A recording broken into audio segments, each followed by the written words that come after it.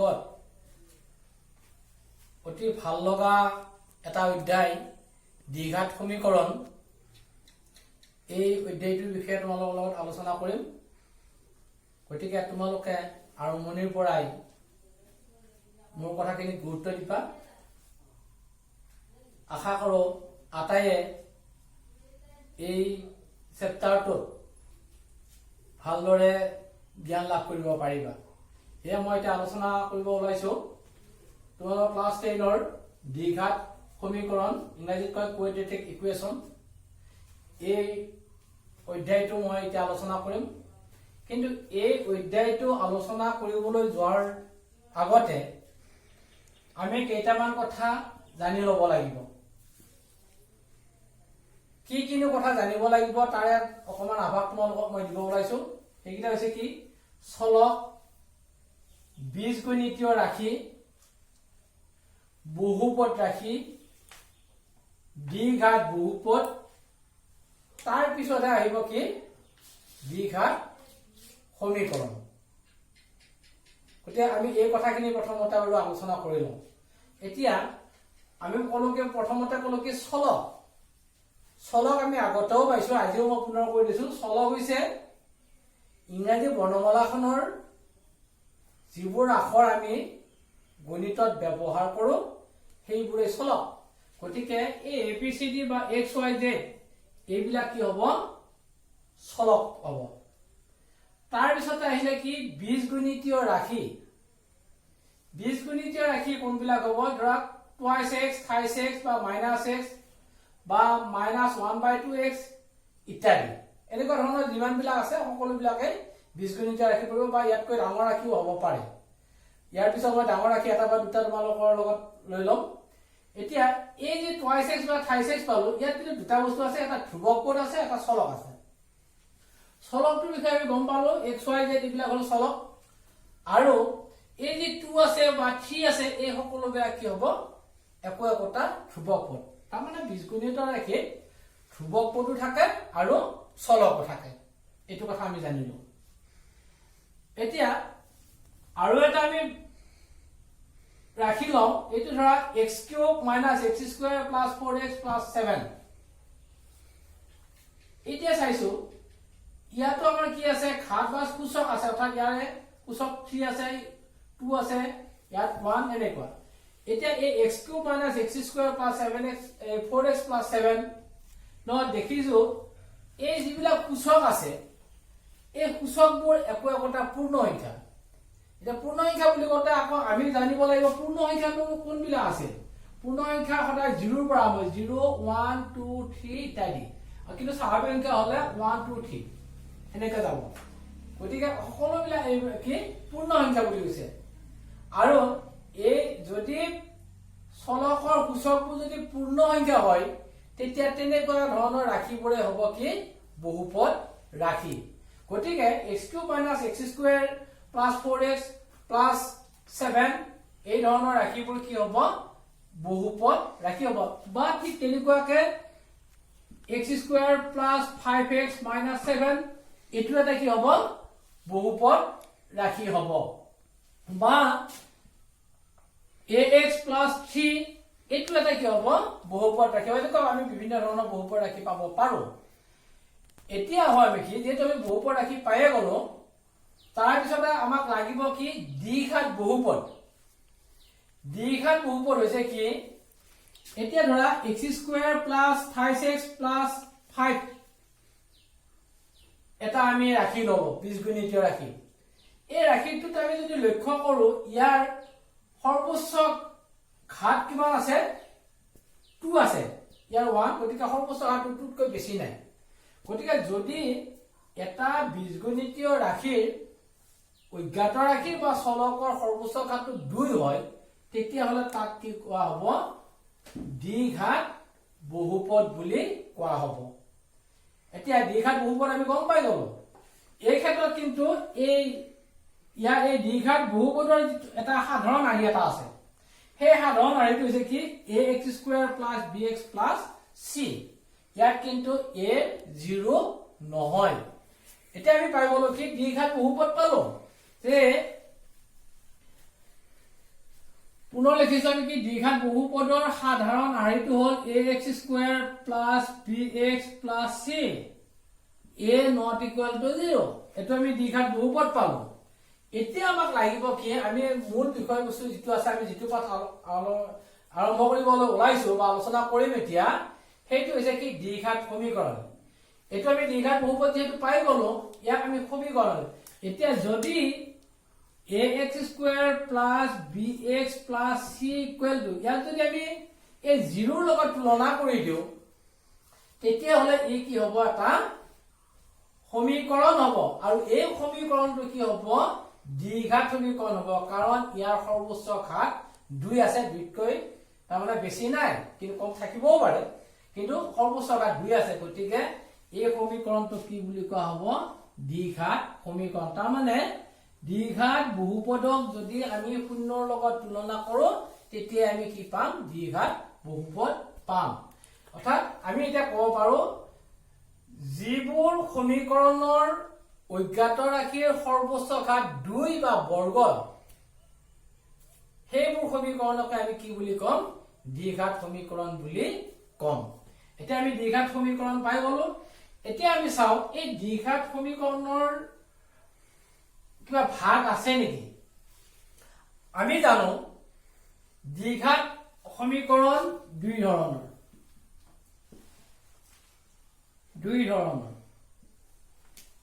এতিয়া আমি যেহেতু দ্বিঘাত সমীকৰণটোৰ সাধাৰণ আৰ্হিটো পাইছিলো ax² plus bx plus c equal to 0 এইটো দ্বিঘাত সমীকৰণৰ সাধাৰণ আৰ্হিটো পাইছিলো এতিয়া এইটোক সাধাৰণ আৰ্হি বা ষ্টেণ্ডাৰ্ড ফৰ্ম বা দ্বিঘাত সমীকৰণৰ প্ৰামাণিক ৰূপ বুলিও কোৱা হয় এতিয়া এই দ্বিঘাত সমীকৰণ কেই ধৰণৰ হ'ব পাৰে বুলি কৈছে দুই ধৰণৰ বুলি কৈছে এটা হ'ল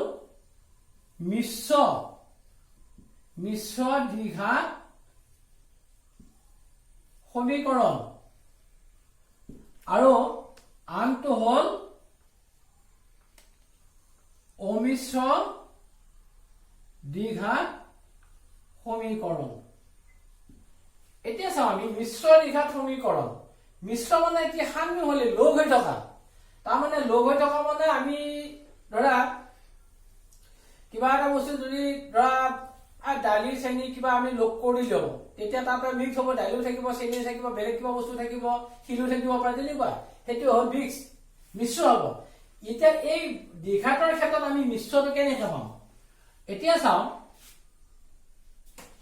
ax² plus bx plus c equal to 0 ইয়াৰ আছে কি এটো ইয়াৰ ঘাত 2 আৰু ইয়াৰ ঘাত 1 আছে তাৰ মানে একক ঘাত বিশিষ্ট পদটো আছে ইয়াত দ্বিঘাত বিশিষ্ট পদটো আছে গতিকে যদি যিবোৰ দ্বিঘাত সমীকৰণত একক ঘাত বিশিষ্ট আৰু দ্বিঘাত বিশিষ্ট উভয় ঘাতেই থাকে তেনেবোৰ সমীকৰণকে কি বুলি কোৱা হ'ব মিশ্ৰ দ্বিঘাত সমীকৰণ বুলি কোৱা হ'ব তাৰমানে এটা মিশ্ৰ দ্বিঘাত সমীকৰণৰ উদাহৰণ আমি এটো লিখি দিব পাৰো ax² plus bx plus c equal to 0 টো হ'ব কি মিশ্ৰ দ্বিঘাত সমীকৰণৰ উদাহৰণ এতিয়া বা x² minus 5x plus 3 equal to 0 এটো এটা কি হ'ব পাৰে মিশ্ৰ দ্বিঘাত সমীকৰণৰ উদাহৰণ পাৰে যিকোনো মই সাধাৰণ আৰ্হিটোকে দিছো ax² plus bx plus c equal to 0 এটো হ'ল মিশ্ৰ দ্বিঘাত সমীকৰণৰ উদাহৰণ এবাৰ আহো আমি কি অমিশ্ৰ দ্বিঘাত অমিশ্ৰ তাৰ মানে তাত মিক্স হৈ নাথাকে তাৰ মানে কি হ'ব ইয়াত x² plus c equal to 0 ইয়াত কোনটো নাই একক ঘাত বিশিষ্ট পদটো নাই গতিকে যদি যিবোৰ সমীকৰণত বা যিবোৰ দ্বিঘাত সমীকৰণত একক ঘাত বিশিষ্ট পদটো নাথাকে তেনেবোৰ সমীকৰণকে কি বুলি কোৱা হয় অমিশ্ৰ দ্বিঘাত সমীকৰণ বুলি কোৱা হয় এতিয়া আমি পালোগে দ্বিঘাত সমীকৰণ দুই ধৰণৰ পালো মিশ্ৰ দ্বিঘাত আৰু অমিশ্ৰ দ্বিঘাত ইয়াৰ কোনটো কেনেকুৱা কি আমি তাৰ কথা আলোচনা কৰিলো এতিয়া হলো এই দ্বিঘাত সমীকৰণৰ সমাধান কৰাৰ কিবা পদ্ধতি আছে নেকি এতিয়া এই দ্বিঘাত সমীকৰণ সমাধান কৰাৰ দুটা পদ্ধতি আছে এটা হ'ল উৎপাদকত বিশ্লেষণ কৰি বিশ্লেষণ কৰি আৰু আনটো হ'ল পূৰ্ণ বৰ্গত প্ৰকাশ কৰি বা ইয়াকে কয় বৰ্গ সম্পূৰণ পদ্ধতি। বৰ্গ সম্পূৰণ পদ্ধতি যেটো তোমালোকৰ কিতাপত আছে, কিন্তু বস্তুটো একে পূৰ্ণ বৰ্গত প্ৰকাশ কৰি বা বৰ্গ সম্পূৰণ পদ্ধতি। এতিয়া এইটো আমাৰ সমাধান কৰাৰ, এতিয়া সমীকৰণ এটা সমাধান কৰাৰ উদ্দেশ্যটো কি? তাৰমানে যদি অজ্ঞাত ৰাশিৰ যিটো মানে সমীকৰণটো সিদ্ধ কৰিব, সেইটোৱে হ'ব কি সমীকৰণ সমাধান কৰাৰ এটা ৰাস্তা। এতিয়া চাওঁ, এই উৎপাদক বিশ্লেষণ কৰি আৰু পূৰ্ণ বৰ্গত প্ৰকাশ কৰি আমি চালো ax square plus bx plus c এটো এটা কি আমি বহুপদ পাইছিলো। আমি এই বহুপদৰ ক্ষেত্ৰত শূন্য নিৰ্ণয় কৰিব লগা আছিল। ইয়াত দ্বিঘাত বহুপদৰ শূন্য আমি কেইটা পাইছিলো? দুটা পাইছিলো। ত্ৰিঘাত হলে শূন্য তিনিটা পাইছিলো বহুপদৰ ক্ষেত্ৰত। এতিয়া এটো যেহেতু আমি দ্বিঘাত সমীকৰণ পালো, ইয়াৰ মূল কেইটা হ'ব? যেহেতু এটো দ্বিঘাত সমীকৰণ, ইয়াৰ অজ্ঞাত ৰাশিৰ মান সদায় দুটা হ'ব। দুটাতকৈ বেছিও নহয় কমও নহয়।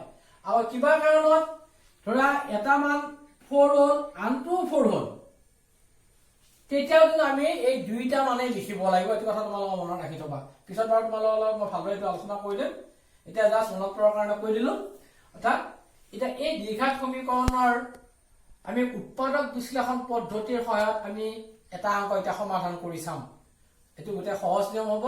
তোমালোকে অকমান গুৰুত্ব দিয়া, বহুত ভাল লাগিব তোমালোকৰ। আৰু ঠিক আছে, এতিয়া মই উৎপাদক বিশ্লেষণ পদ্ধতিৰ সহায়ত এটা অংক উদাহৰণ এটা লৈ তোমালোকক মই বুজাই দিম। পাতি লবা। এতিয়া twice x square plus x minus 6 equal to 0 অংকটো ললো। twice x square plus x minus 6 equal to 0 এইটো এটা দ্বিঘাত সমীকৰণ, কাৰণ ইয়াৰ সমস্ত ঘাত কিমান আছে? 2 আছে। 2 বাৰ বৰ্গ, গতিকে এই দ্বিঘাত সমীকৰণ। ইয়াক আমি কোনটো পদ্ধতিত কৰিম? উৎপাদক বিশ্লেষণ পদ্ধতিত আমি কৰিম। বৰ ধুনীয়া লাগিব কিন্তু এইটো তোমালোকক মন দিয়া।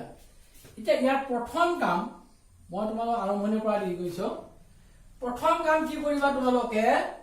এনে উৎপাদক বিশ্লেষণৰ যি আগতে মই শিকাইছো, x স্কয়াৰৰ সহগ আছে কিমান? 2 আছে। এটো সহগ বুলি কয়, সাংখ্যিক সহগ। আৰু x নথকা পদ কিমান আছে? 6 আছে। ইহত দুইটাক পূৰণ কৰা, প্ৰথম পূৰণ কৰিলে আমি কিমান পালো? 12 পালো। এতিয়া কি কৰা?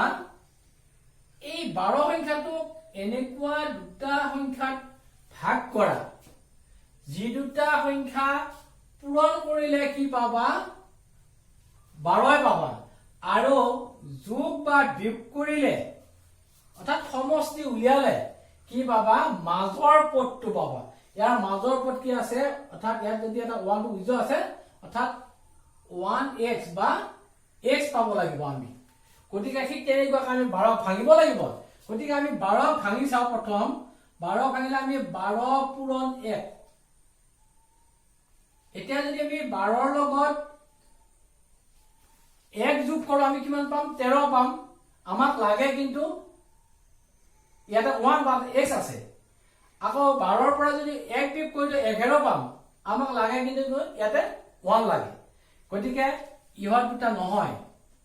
আকৌ 12 পৰা আমি 6 পূৰণ 2। 6 ৰ পৰা যদি 2 বিয়োগ কৰি দিও, তেতিয়া হলে আমি কিমান পাম? 4 পাম। আমাক লাগে কিন্তু ইয়াতে 1 হে লাগে। তা 1x, x টো মই ধৰা নাই এতিয়ালৈকে। ইয়াত ধৰা এটা 1 উজ্জ আছে, 1 লাগে। আকৌ 6 ৰ লগত যদি 2 যোগ কৰি দিও, তেতিয়া হলে কিমান পাম? 8। তেতিয়াও নহয়, আমাক লাগে 1। গতিকে ইহত দুটাও নহয়। আকৌ 12 ভাঙো আমি কিমান? 4 পূৰণ 3 কৰিলে আমি কিন্তু 12 পাম। এতিয়া যদি চাও, 4 ৰ লগত 3 যোগ কৰি দিলে আমি কিমান পাম? 7। লাগে আমাক 1 লাগে। আকৌ যদি 4 ৰ পৰা যদি 3 বিয়োগ কৰো, তেতিয়া কিমান পাম? 1 পাম। আমাক 1 লাগে। গতিকে সংখ্যা দুটা আমি কি পালো? এতিয়া প্ৰথমতে 4 আৰু 3 পাই গলো। এতিয়া ধৰা ইয়াতে লিখিলো twice x square আৰু সংখ্যা দুটা আমি কি পালো এটা পালো 4 অকমান মই বেলেগকে লিখিছো এটা পালো 3 ইফালে -6 বাৰু আছে ইকুয়াল টু 0 কিন্তু আমাক কিমান x লাগিব প্লাস x লাগিব গতিকে আমি ইয়াতেও যদি 4 টোৰ আগত প্লাস চিন দিও 3 ৰ আগত মাইনাস চিন দিও তেতিয়া কি হ'ব এটা x থাকিব অৰ্থাৎ চাও 4 এই x টো লগত আহি গল যেনেকুৱাকে আমাৰ কইনাৰ লগত যেতিয়া নেকি বিয়া দিয়া দিনাখন ছোৱালী কিছুমান বা লগত দুই এজনী পঠাই এইটো যেটো কয় সেইটো হল যুক্তি বুঢ়ী এই ইয়াতে x আছে যুক্তি বুঢ়ী নিচিনা হৈ আছে গতিকে তোমালোক মনত ৰাখিবা ইয়াতে 4x minus 28x অৰ্থাৎ 4টা x জমা 3টা x হার এটা x জমা থাকি গল ইকুয়াল টু 0 এতিয়া আমি আহো কি ইয়াতে যেহেতু এটা 2 আছে ইয়াতো 2 আছে 2 কমন ললো ইয়াতো x আছে ইয়াতো x আছে x ললো ইয়াত অকল x থাকিল প্লাস 4 থাকি গল ইয়াত যেহেতু দুটা মাইনাস আছে এটা মাইনাস কমন ললো ইয়াত এটা কিন্তু 3 হৈ আছে 3 গুণ 6 হয় ইয়াতো 3 আছে এটা 3 কমন ললো গতিকে ইয়াতে কিমান থাকিল x এটো কিমান থাকিব 2 থাকিব x এটো প্লাস দিলে প্লাস এ মাইনাস কিমান হ'ব 2 ইকুয়াল টু 0 তাৰ পিছত লিখা ইহত দুইটা যেহেতু একে আছে গতিকে আমি যি কোনো এটা লম x + 2 কমন লম আৰু twice x - 3 ইকুয়াল টু 0 এতিয়া কি কৰা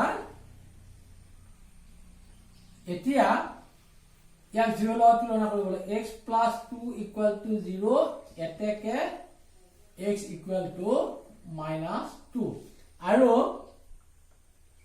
কি আছে twice x - 3 equal to 0 twice x equal to 3 x equal to 3/2 এতেকে নিৰ্ণয় সমাধান এটো নলগা মনত ৰাখিবা কি নিৰ্ণয় সমাধান কি আছে প্ৰথম এটা -2, 3/2 -2, 3/2 এইটোৱে হল এই সমীকৰণটোৰ নিৰ্ণয় সমাধান গতিকে আমাৰ মূল উদ্দেশ্য হৈছে কি এই x টো পাব লাগিব x টো পাব যাওঁতে আমি ইহত দুইটা যেটো পূৰণফলটো এনেকুৱা দুটা সংখ্যা থাকিব লাগিব যি দুটা সংখ্যাৰ যোগ বা বিয়োগ কৰিলে বা সমষ্টি উলিয়ালে মাজৰ পদটো আমি পাই যাম গতিকে এটো এটা একেবাৰে সহজ নিয়ম যে উৎপাদক বিশ্লেষণ পদ্ধতি এটুকে বুলি কয় ইয়াৰ পিছত তোমালোক আৰু এটা বা দুটা মই বাৰু বুজাই দিম তাৰ পিছত অনুশীলনৰ অংক তোমালোক কৰিব পাৰিবা তে ঠিক আছে এইটো অংক তোমালোক কৰি লোৱা ইয়াৰ লগে লগে মই আৰু এটা উদাহৰণ তোমালোক উৎপাদক বিশ্লেষণৰ কৰি দিম যেটোৰ সহায়ত তোমালোকে পিছৰ অংকবিলাক অতি সহজতে কৰিব পাৰিবা এতিয়া তোমালোক আন এটা মই উদাহৰণ দি বুজাই দিব গৈছো উদাহৰণ হৈছে কি twice x square plus 7x plus 3 equal to 0 এটোটো একে নিয়ম হ'ব এটা প্ৰথম কাম হ'ব আমাৰ 2 আৰু 3 পূৰণ কৰিব লাগিব অৰ্থাৎ কইলা আমি কি পাম 6 এতিয়া 6 ক কেইটা সংখ্যা ভাঙিব লাগিব দুটা সংখ্যা ভাঙিব লাগিব যি দুটা সংখ্যা পূৰণ কৰিলে 6 পাম সমষ্টি উলিয়ালে কি পাম আমি 7 পাম গতিকে 6 ইকুয়াল টু 2 পূৰণ 3 3 গুণ 6 3 ৰ লগত 2 যোগ কৰিলে 5 পাম লাগে আমাক 7 3 ৰ পৰা 2 বিয়োগ কৰিলে 1 পাম লাগে 7 গতিকে 3 আৰু 2 নহয় আমাৰ গতিকে 6 আৰু এটা হ'ব 6 * 1 গতিকে যদি 6 ৰ লগত 1 যোগ দিও তেতিয়া আমি 7 পাম গতিকে সংখ্যা দুটা আমি পালো কি প্ৰথম 6 আৰু 1 5 হলো গতিকে twice x square plus এটো 6 আৰু এটা কিমান থাকিলে 1 plus 3 equal to 0 এতিয়া ইয়াতে কিমান হ'ব 6x plus 1 কৰ লিখো x অৰ্থাৎ twice x square plus 6x plus x plus 3 equal to 0 এটা ইয়াতো 2 কমন লও ইয়াতে এটা যেটো 2 সময় আছে 2 * 3 আৰু x আছে গতিকে x plus 3 থাকি গল যেটো দুটা প্লাস আছে 1 কমন ললো x plus 3 equal to 0 এতিয়া এই x plus 3 দুটা আছে এটা ললো কমন x plus 3 আৰু এটা আছিল কি 2x plus 1 equal to 0 এতিয়া তোমালোকে এটা বস্তু চাবা কিন্তু এই বহুতে এই 0 টো ইয়াতে নিলিখাই ইয়াত নিলিখি ইকুয়াল টু নিলে ডাইৰেক্ট এটো লৈ আহা ইয়াত নিলিখা গতি এটো কিন্তু অতি গুৰুত্ব দিবা ইকুয়াল টু 0 লিখিবই লাগিব কাৰণ 0 নিলিখিলে এটো বহুপদে হ'ব 0 লিখিলে সমীকৰণ হ'ব এতিয়া